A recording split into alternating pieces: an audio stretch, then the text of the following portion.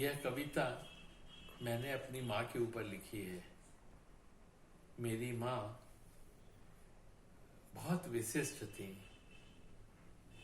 उनके अंदर विचारों का इतना अथाह सागर था। उन्होंने हमारे जीवन को अपने उपदेशों के द्वारा, अपने वक्तव्यों के द्वारा ऐसा बढ़िया बनाने की कोशिश की। इतने अनजाने रहते हुए भी उन्होंने बहुत कुछ ऐसा लगता है जानबूझकर हम लोगों के जीवन में डाला, और उन्हीं सब भावों को, उनके पूरे जीवन को मैंने इस कविता में बड़े पास से देखने की कोशिश की है। इस कविता का शीर्षक है माँ। आज जब तुम्हारे जाने के बाद तुम्हें पुनः अतीत में जाकर देखता हूँ, तुम्हारे सानिध्य में बिताए क्षणों को पुनः जीता हूँ। तुम्हारा उठना, तुम्हारा बैठना, सुबह से शाम, सचमुच चुपचाप निष्काम कर्म साधना, सब कुछ चलचित्र के समान जब एक एक कर सामने आता है तो उसे एकदम अलग, विलक्षण, विशिष्ट पाता हूँ। जब तुम्हारे भावों को पुनः पुनः पढ़ता हूँ, विचारों के तल को मन ही मन छूता हूँ, तुम्हारी निर्लिप्तता, वस्तुओं के प्रति उदासीनता और सहजता सब कुछ बड़ी विशेष लगती है, असाधारण लगती है। लोगों के प्रति कितना कुछ कर जाना, फिर भी अनजान बने रहना, सहज बने रहना, अपने करने को सपने में भी कभी याद नहीं करना। जब आज पुनः सोचता हूँ तो बहुत विशिष्ट लगता है। देने में इतनी तत्परता, देने में इतनी तत्परता, इतनी सरलता,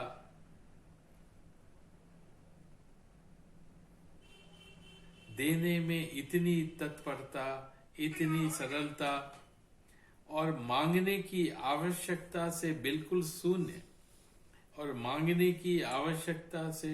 शून्य, इच्छाओं का शून्य, जरूरतों का शून्य, पर सब कुछ स्वाभाविक था, सहज था। विषम से विषम परिस्थितियां आईं, अंधकार छाया, विषम से विषम परिस्थितियां आईं, अंधकार छाया, पर तुम्हें कभी विचलित नहीं पाया। ना जाने तुम्हारे अडिग विश्वास का आधार क्या था, स्वाभाविक सद्गुणों की प्रेरणा क्या थी, स्वयं को व्यक्त न करने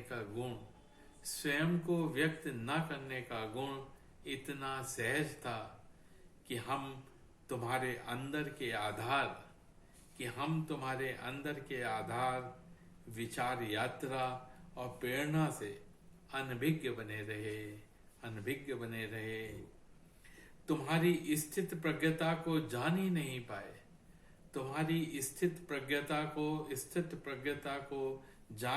पाए, मैंने स्थित प्रज्ञता को पढ़ा, समझा, पर जी नहीं सका। और तुम शायद न समझते हुए स्वभावतः सहजता से जीकर चली गईं, और मैं जान भी न सका। बिन पढ़े हमें वह सब पढ़ाया, बताया और बनाया, कुशल मूर्तिकार की तरह, कुशल मूर्तिकार की तरह बिना चोट किए सुंदर जीवन गढ़ दिया। कितनी सरलता से अनजाने में हमारे जीवन को विस्तृत आधार और मजबूत नींव दे गईं। आज जब अतीत के एक एक क्षण को पुनः जीता हूं, तब तुम्हें बिल्कुल अलग पाता हूं, असाधारण पाता हूं, स्वयं को ऋणी पाता हूं, कृतज्ञ पाता हूं। आज समझ पाया, जान पाया कि क्यों अपने ही नहीं दूसरे भी तुमसे आकृष्ट होते थे। तुम्हारे सहज